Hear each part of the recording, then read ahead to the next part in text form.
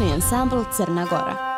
Ansambl Crna Gora na poziv Svjetske organizacije folklora CIOF i u suorganizaciji UNESCO-a kao i Ministarstva kulture Ruske federacije učestvovaće na najvažnijem svjetskom događaju folklora, na 6. folklorijadi koja će se održati naredne godine u Rusiji od 18. jula do 1. avgusta.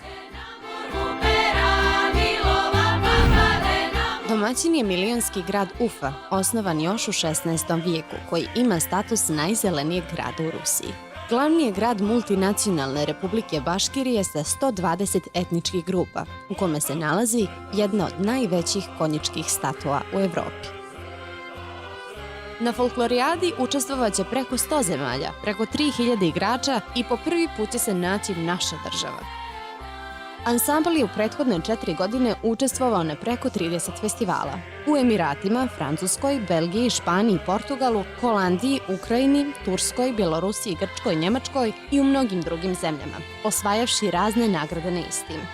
Grand Prix na festivalu, najbolja koreografija, nagrada za najautentičnije predstavljanje, nagrada za najbolje narodne kostime. Pa je to bio povod da nacionalna sekcija CIOF u Crnoj Gori predloži naš ansambl za učešće.